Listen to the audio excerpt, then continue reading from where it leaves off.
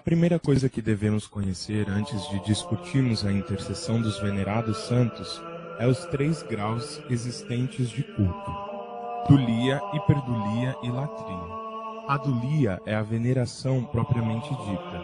É reconhecer alguém como superior a você e sendo ao mesmo tempo inferior a Deus. Um exemplo claro de dulia nós podemos ver no final das orações dos santos. Por exemplo, São Paulo, rogai por nós. Ora, essa frase curtíssima exprime toda a doutrina da dulia, justamente porque o orante se põe inferior diante de São Paulo e ao mesmo tempo reconhece que São Paulo não é o dono da graça, já que o mesmo tem que suplicá-la a Nosso Senhor. O segundo grau do culto católico é a hiperdulia. A hiperdulia é uma veneração, só que em grau muito maior à dulia, e ao mesmo tempo infinitamente inferior à latria. A única diferença neste grau, em relação ao primeiro, é a dignidade, já que o mesmo é dado a Maria Santíssima, aquela que foi e é e sempre será cheia de graça, e chamada bendita entre as gerações.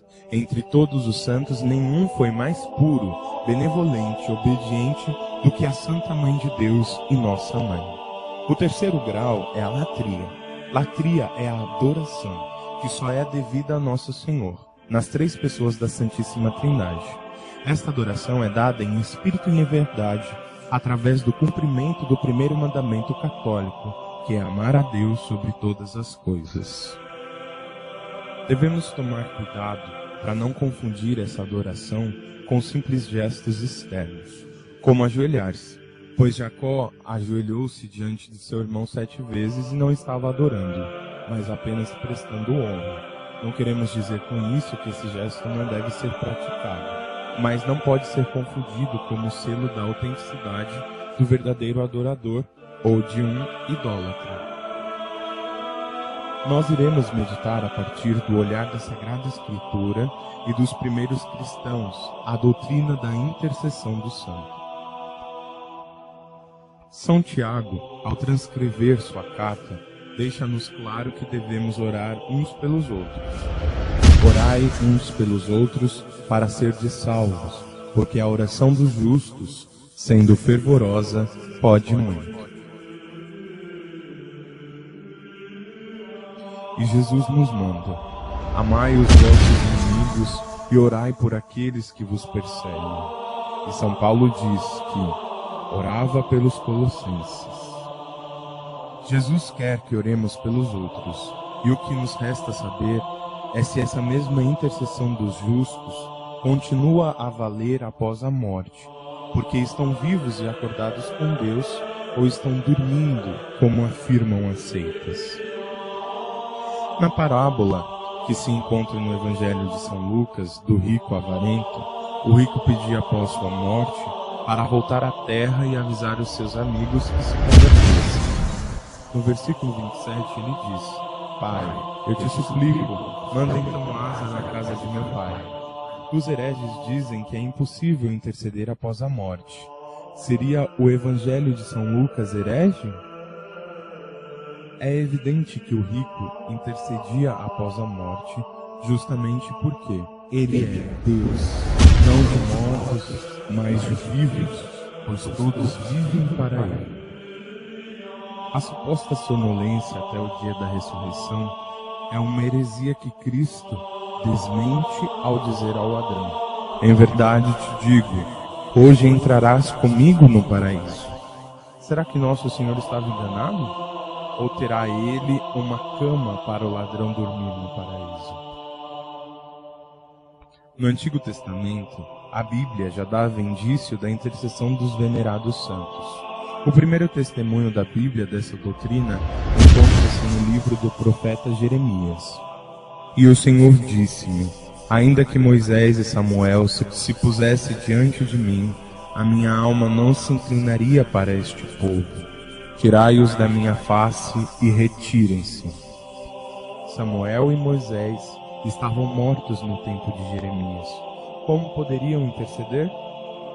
Como sabemos, os hereges virão com aqueles versículos decorados de sempre. Jesus é o único mediador entre Deus e os homens. Essa é uma das maiores provas que os hereges só sabem decorar meia dúzia de versículos, já que na mesma carta se diz: antes de tudo peço que se façam súplicas, orações, intercessões, ação de graça por todas as pessoas, pelos reis e pelas autoridades em geral, para que possam levar uma vida calma e tranquila, com toda piedade e dignidade. Isto é bom e agradável a Deus, nosso Salvador. Ele quer que todos sejam salvos e cheguem ao conhecimento da verdade, pois há um só Deus e um só mediador entre Deus e a humanidade, o homem, Cristo Jesus. Nós católicos também cremos que só existe um mediador entre Deus e os homens, que é o nosso Senhor Jesus Cristo. Mas cremos também que os santos são contados como membros da Igreja, que é verdadeiramente o corpo de Cristo. Isso explica o porquê da Sagrada Escritura dar o título de mediador também a Moisés.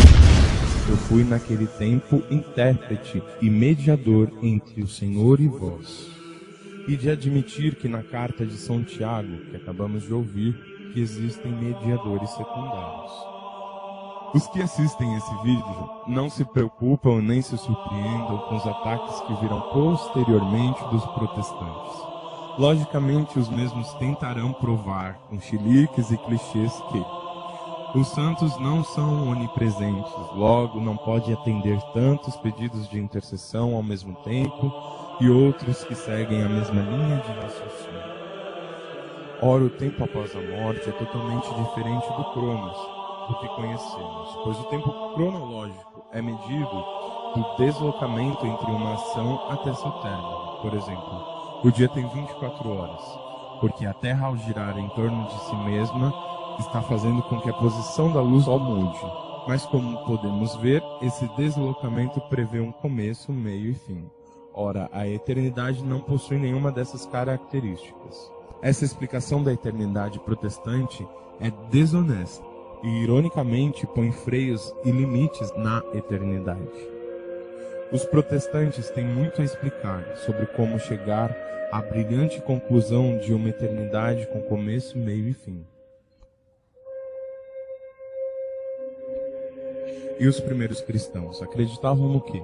São Clemente, que no primeiro século cristão, diz: os que suportaram com confiança, herdaram glória e honra, foram exaltados, e Deus os inscreveu no seu memorial pelos séculos dos séculos. Amém.